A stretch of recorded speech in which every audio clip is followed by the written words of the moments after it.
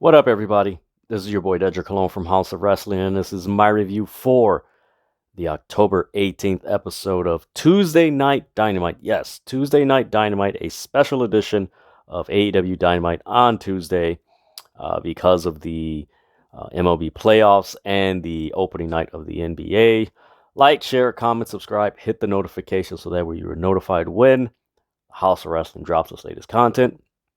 Follow me, Dedrian180, on TikTok, Twitter, and Instagram. So, tonight's AEW Dynamite, it did go up against NXT. I have yet to watch that episode of NXT, but from what I was seeing on social media, that card was stacked with a lot of wrestlers from the main roster, which, when you have all these baseball games and MLB games or NBA games, and I believe something else sporting wise is going on. So you got all this activity on a Tuesday night, which is good and fun for a viewer, wrestling fan, sports fan. So you got something to watch. But man, tonight's AEW Dynamite, it was action packed. The ending, it was unfortunate that Hangman Page, the main event, was stopped due to a doctor stoppage because of Hangman Page's injury. He was carted off and taken to a local hospital. So it really put a damper, but not so much like, oh, this sucks. This is a legit injury. One way I can tell this is a legit injury is because watching everything unfold, they did not show them taking care of Hangman Page. They shot to the crowd. You had Excalibur give the match results, or not the match results, the card for Rampage and the next week's Dynamite. Then Moxley took the mic, and you had that interaction between him and MJF, which I'll get into a little bit later. So yeah, this was not something that was a work or anything like that. This was a legit injury. Kudos to the ref for spotting it right away, and you can tell when Hangman Page took that clothesline and he landed, the ref looked back and talked to him, and he was talking to the doctor, and then he talked back to Hangman Page, and then he went back. That's when they stopped the match and everything. And what I'm grateful for as a wrestling fan is that most of the fans in the arena and online, it was like, oh man, I wish the match would have continued. But right away, everyone's focus was, man, I hope Hangman Page is all right. Like, man, another injury. Like, oh my goodness, man, the injury bug, man, in professional wrestling. And this goes for both companies, WWF and AEW. That it's just this injury bug, man. It's like, man, hopefully we don't have to deal with that on a very small scale, because this is a very physical field in professional wrestling. So injuries do happen, but hopefully it's on a small scale as compared to what we've experienced this year in professional wrestling. But man, this was a very entertaining card. You could tell that they really wanted to get things across on TV and really get a direction to where they were going with a lot of stuff that's already been in the works. But before I do that, I'm going to give you guys the results. So you had the opening match, Death Triangle, Rey Fenix, Penta, and Pac. They defeated the Best Friends and Orange Cassidy. You had Toni Storm defeat Hikaru Shida. Man, I want to see another match between these two women because this was a very good match. You had Chris Jericho defeat Dalton Castle. Very solid match. And then in the main event, like I mentioned earlier, that the Jon Moxley and Hangman Page match was stopped due to the doctor and Hangman Page not being able to compete and everything. And I hope Hangman Page gets well soon, and it's not anything severe or anything like that, that he's able to continue, and he, main thing is that he's not injured. severely or anything like that, because that would suck. Because man, that guy has put on some really good matches, and um, it would be a shame. You already have Adam Cole on the shelf. You got the Young Bucks. You got Kenny Omega. You got these guys that have been very influential to AEW, and the past 3 years, and they're not on TV, which is something very um, crazy to think about.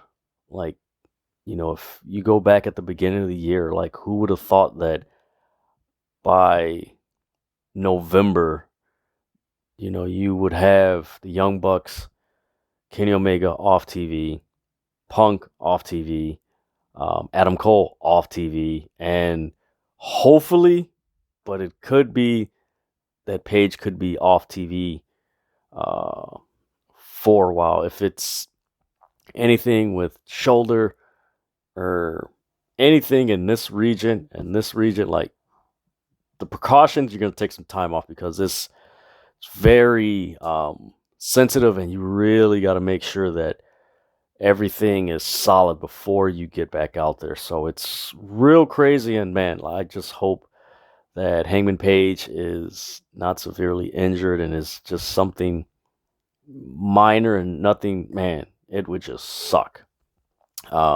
So getting to this card and what happened before all that transpired between Moxley and Hangman Page, the Death Triangle versus Best Friend match. This was a perfect match to start off the show, considering that the lead-in was Game 5 between the Yankees and Guardians, and they had a post-show and everything, and the game finished around 6:35, 6:40-ish Central Standard Time, so it was like 30 minutes before Dynamite was going to start. And if you are going to get a lead-in, a great match to start off with is freaking Best Friends and Death Triangle, showcasing Rey Fenix, Penta, and Pac in a match. That's your first match. Whew. And this match, man, had, I did get that WCW Cruiserweight vibe from this match, where it's just boom, boom, boom, boom, boom. And shout out to the Best Friends and Orange Cassidy, man. These guys, I see why these guys wrestle so much, and it feels like they've wrestled a lot. Death Triangle and the Best Friends and Orange Cassidy. But I mean, they've had some pretty entertaining matches where it's just like, oh man, this is so fun, and it's so good to watch these guys, because it's just, they're competing, and it's just boom, boom, boom. It's a competition, of sorts, and it's just like, oh wow, this is okay. This is crazy. Man, this match was fast paced.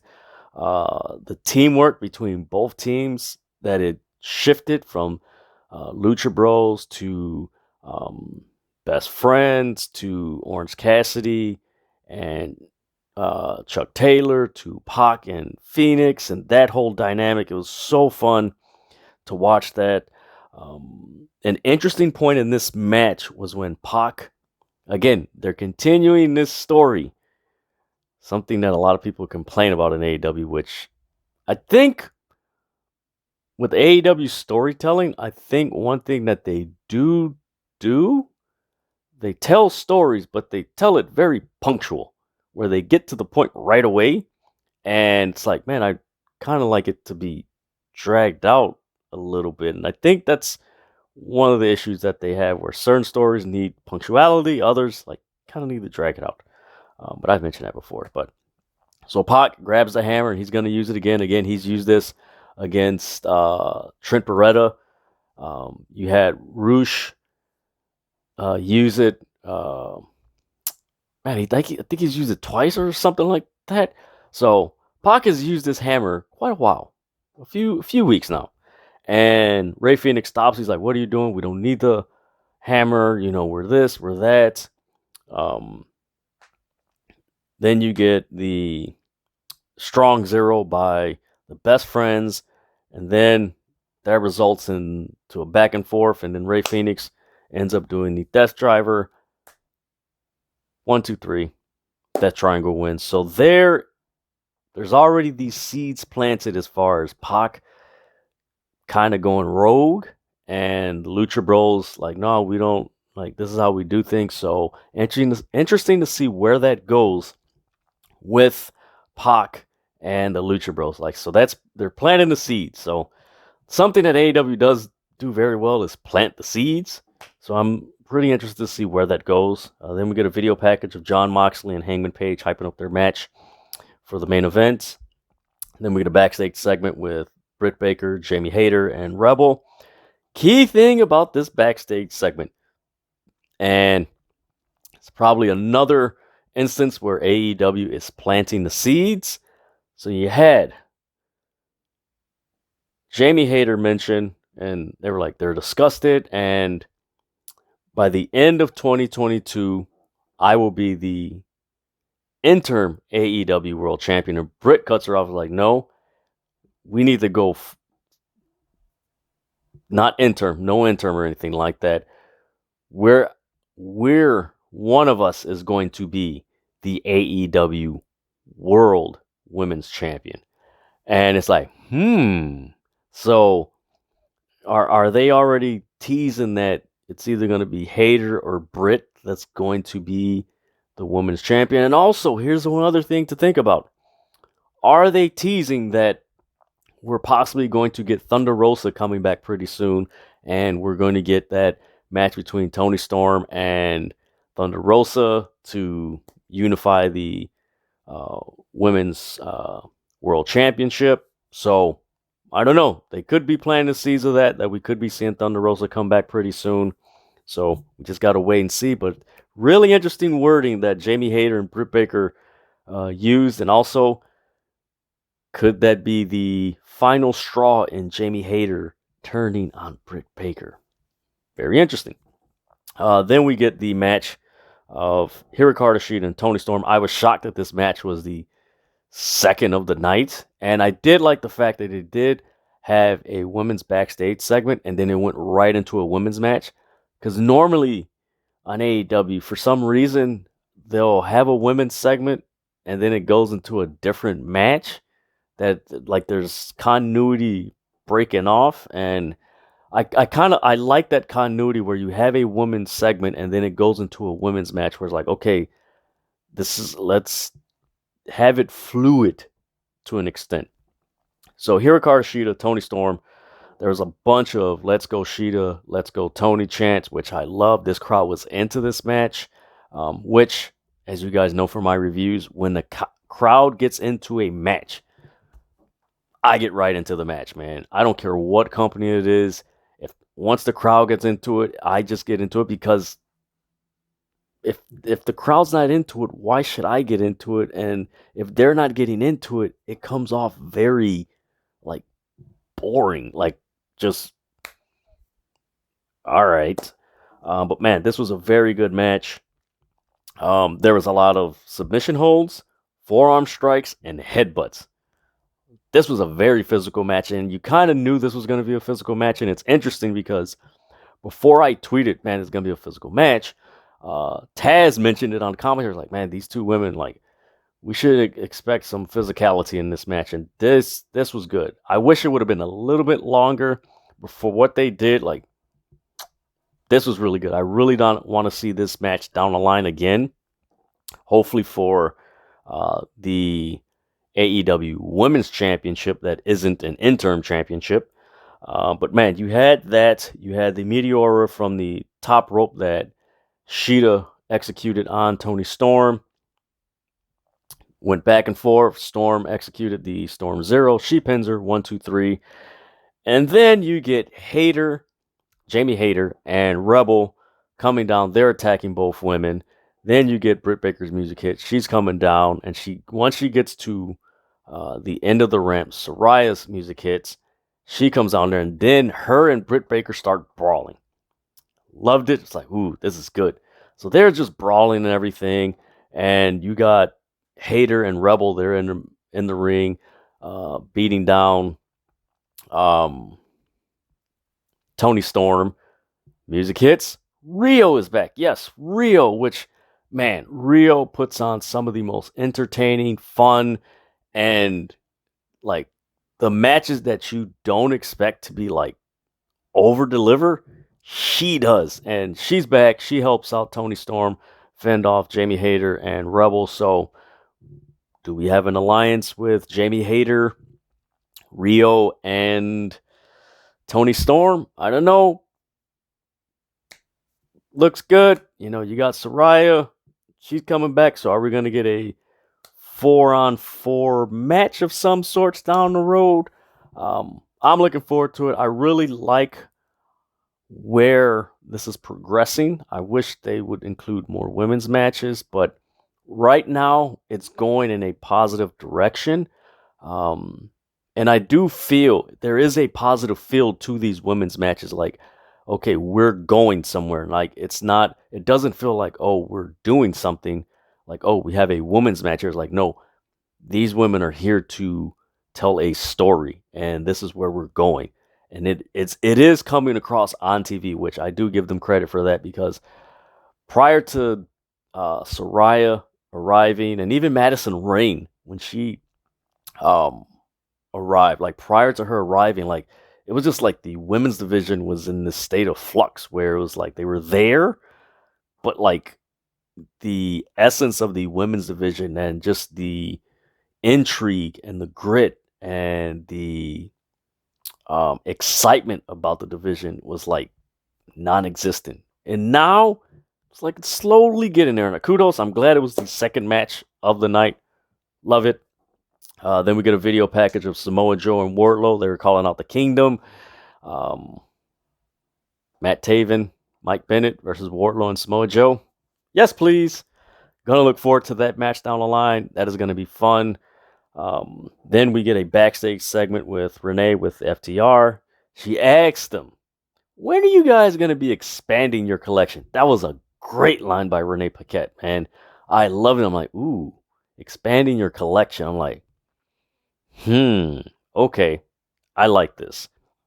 Then it was interrupted by, before that, you had Daxley or Cash Wheeler mention that they want the AEW tag team titles, and they make reference that they've been number one contenders for 7 months.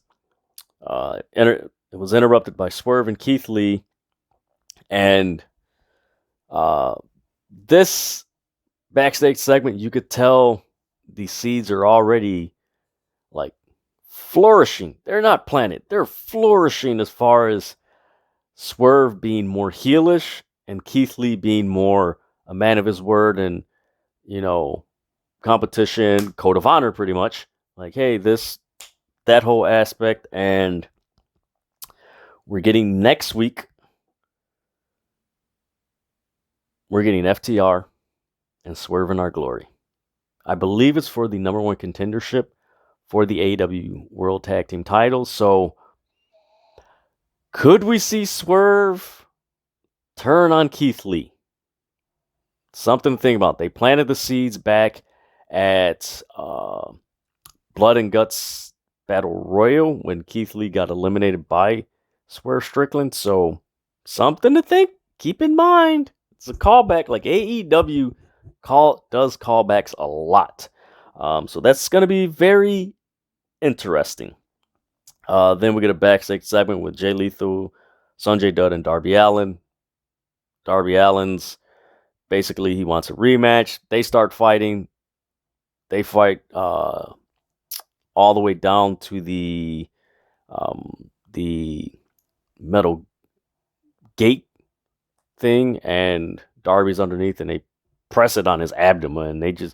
Jay Lethal performs a figure four, so you get that. So eventually we're going to get Jay Lethal versus Darby Allin, which not too much a fan of this feud. For one, like I think Darby Allin should be doing something higher, considering that he had a fantastic match with MJF at last year's Full Gear, and it's like, Darby Allin should be higher than Sammy Guevara, what Sammy Guevara is doing. Like, he should be up there challenging right behind MJF as far as the world title picture. And I think that's something that they should consider. But I don't know. We'll see where this Jay Lethal Darby Allin match goes.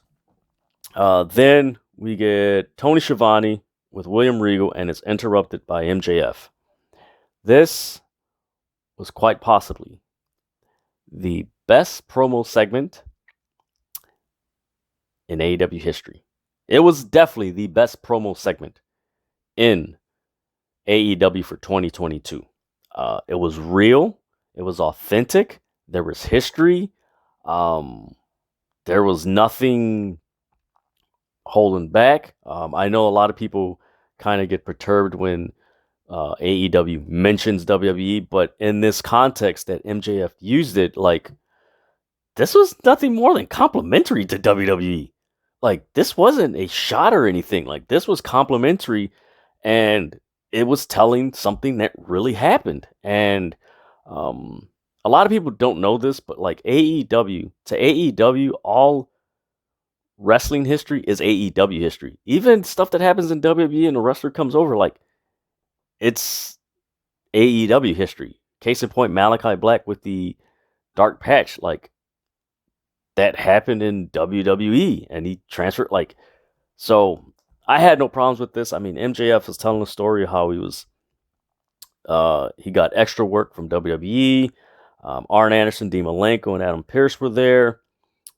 William Regal told him, hey, you got 3 minutes to sell yourself.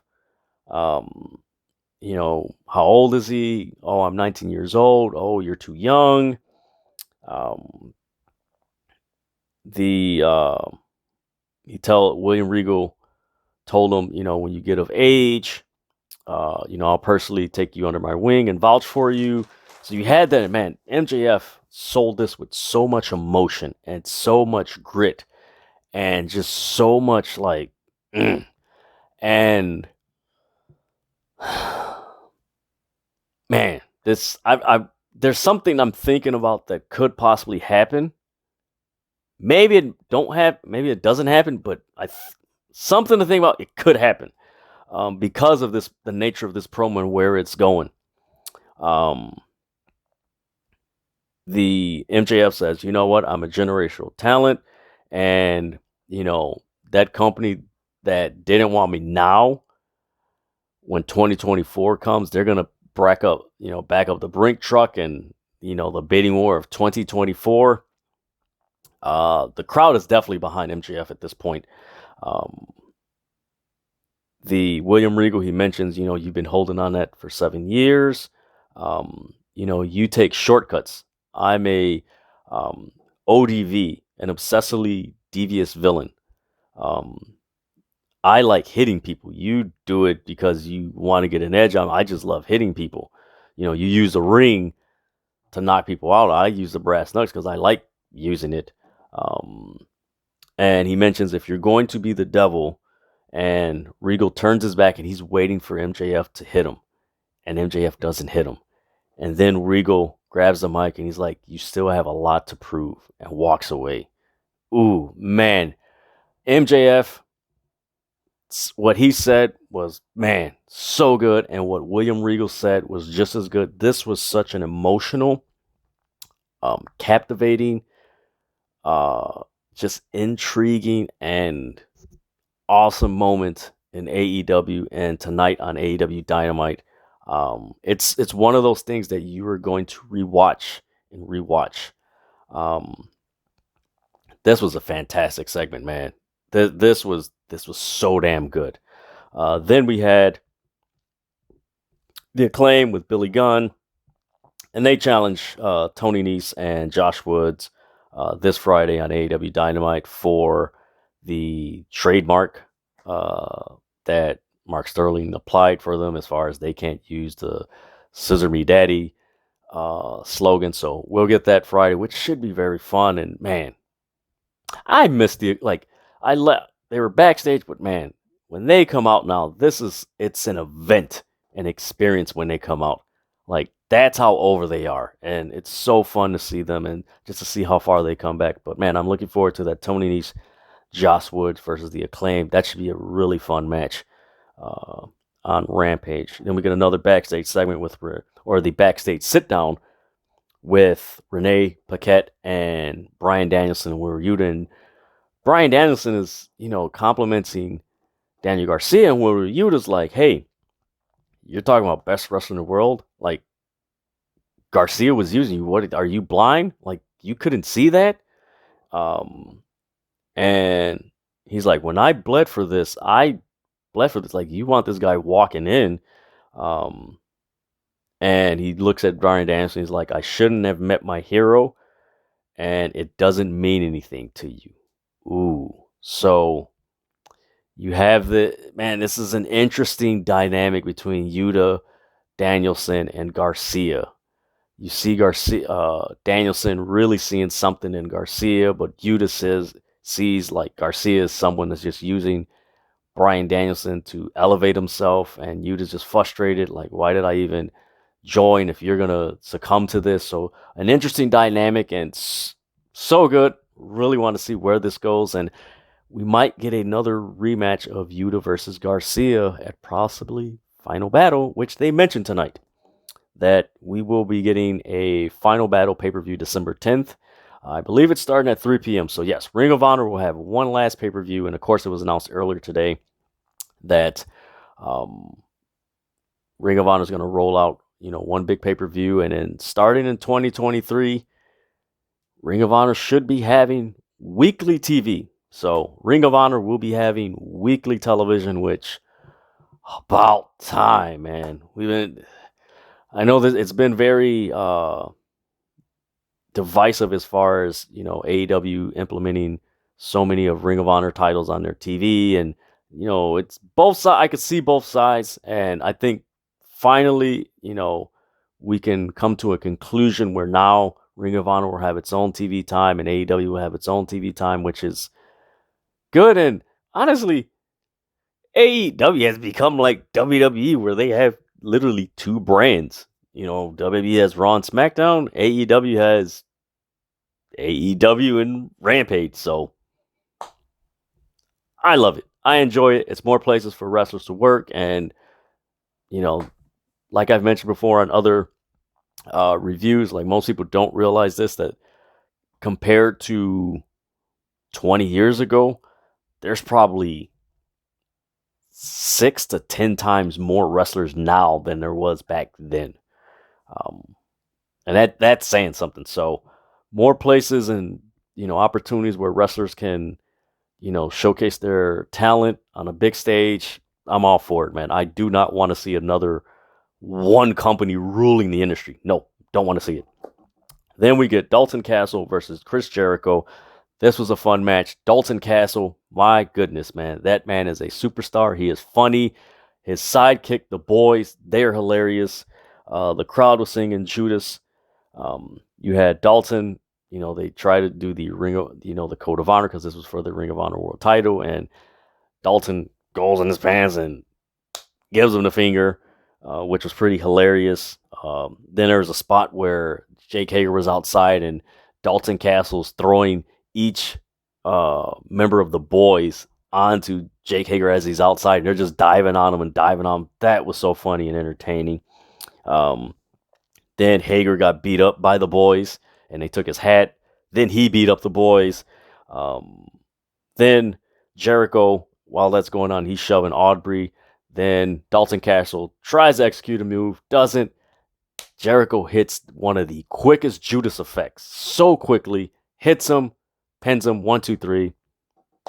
Jericho wins, and then afterwards, Jericho is on the mic and he's talking about, I beat down former champions, I beat down announcers. What about commentators? So you see Matt Menard and Angelo Parker, they grab Ian Riccaboni. He's about to hit him, but Jerry Lynn stops him.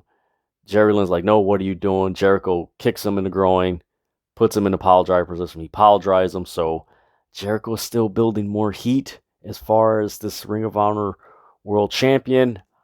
I really do hope that this is leading to Chris Jericho being dethroned by Jonathan Gresham. That's the only logical person I can think of that will defeat or could defeat Chris Jericho for the Ring of Honor title. It's the only logical point that could be made. One thing I did like about this, and I hope you guys caught this. If you didn't watch it, they showed a Ring of Honor video footage of former champions, and you saw Cody Rhodes, you saw Tyler Black, Seth Rollins, you saw Kevin Steen, aka Kevin Owens. You saw those guys on AEW Dynamite television, which is pretty cool. Me personally, I kind of think and suspect that whatever tension between AEW and WWE is somewhat subsiding a bit. I do think that, and I'm gonna do a prediction video probably next couple of months, because I do believe 2023 is gonna be as weird and wild as 2022 is. I honestly believe 2023 is going to get a little bit more wilder, and there's gonna be stuff that we didn't expect to happen that is going to happen, and as wrestling fans, we should be really excited for. That's what I think. So you had Christian Cage and Luchasaurus, and it's a video package, and they're basically saying, like, we're going to move on from Jungle Boy. We're moving on to bigger and better things. So whoever has gold, we're putting you on notice. So first thing I thought of was like, are we going to get Luchasaurus versus Wardlow? Ooh. Or are we going to get Luchasaurus versus Samoa Joe? Ooh. So that is going to be fun to watch. So Luchasaurus versus Wardlow or Luchasaurus versus Samoa Joe. That's going to be fun. Also, we got to keep in mind, he could go after that All-Atlantic Championship. Could be pretty good. And he might have to actually go after the Pure Championship. I don't know, but it's going to be cool to see Luchasaurus finally go after some gold after all these years in the tag team division. So, going to be pretty cool. Then we get a backstage segment with Renee Paquette. She catches up with Layla Gray and Kiera Hogan. And Jade Cargill asks them, hey, where's my belt? And they're like, well, she's not here. And Jade Cargill's like, well, I know she's not here. And they're like, you know what? We got something for you. Nyla Rose is going to be in Jacksonville this Friday. And Jade Cargill's like, oh, cool. All right. And she looks at the camera. She's like, yeah, Tony Khan, I got something for you. Give me my belt or I'm hijacking your show for 60 minutes. It's like, ooh, like, man, Jade Cargill, I think eventually, I know they have the TBS title, but it does feel like they should merge these titles and just have the women's title.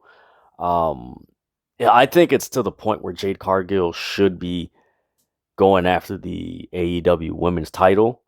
I think it's time. Maybe it's a month or two, maybe 2-3 months later, but I do think the time of her going after the AEW Women's Championship is very soon, and it should happen because it does feel like that AEW world title picture does need a interaction between Jade Cargill and Britt Baker. Like, that needs to happen. Like, we need that, like, ASAP. And it's funny because they've kind of kept them separate for so long.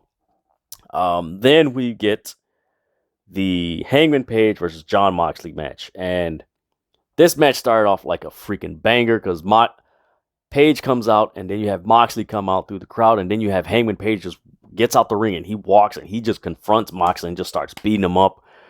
You had him, Hangman Page, do a moonsault from like this elevated area, almost like this elevated balcony. He connected a moonsault. He eventually busted up Jon Moxley. Moxley had the figure 4 on. You know, they mentioned that Moxley worked at the arena when he was 16 years old.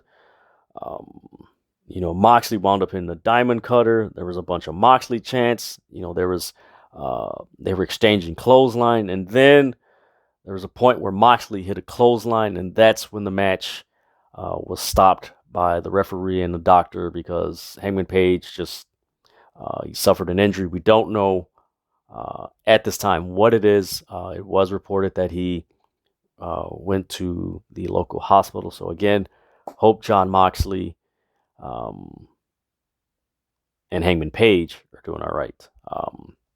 Yeah, I just hope Hangman Page is doing all right. That did not look good. And again, the TV cameras, they did not show Hangman Page at all. After it happened, they just went, and then they showed him twice, and then they just cut to the video package. Excalibur gave the rundown for Rampage and Dynamite next week. Then they went back to Moxley, and then this is where things got interesting. So after all this unfortunate stuff happened, Moxley calls out MJF. MJF comes out with the ref. He has the chip, and everyone's like, oh crap, is Moxley going to cash in?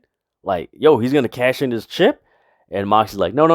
I don't want you at 50%. I don't want you at, 75%. I want you at 100%. And I'm going to cash in my chip at Full Gear for the AEW World title. So it is official. We are getting Jon Moxley, MJF at Full Gear for the AEW World title. I strongly believe, and by strongly believe, I believe 95% that MJF is walking out of Full Gear, the new AEW World Champion, and he is going to go into 2023 as the AEW World Champion. And that is going to be exciting and fun. So, man, an interesting time to be an AEW fan and just a pro wrestling fan in general, man. This was a really, from what I saw from NXT and then from what I was watching with AEW, both these companies just gave, like, you know what, screw it. We got to deal with MLB and MLB playoffs and the NBA opening night. You know what, screw it. Let's just balls to the wall. Let's go. And that's fun. I hope I'll hopefully get a chance to watch NXT. And for those of you who did watch it, I hope you enjoyed. And for those of you who watched AEW, I hope you enjoyed. I just hope you enjoy watching wrestling, man, because it's fun, especially now. But again, hope Hangman Page gets well soon and hope he is okay. And man, that promo by MJF and William Regal, like, there's seeds planted with that promo. And by that, I mean, are we going to get William Regal turn on the Blackpool Combat Club?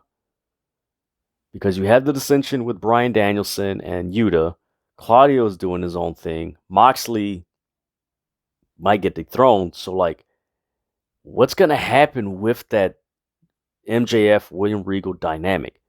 Are they going to join forces, or is Regal going to recruit someone to go up against MJF?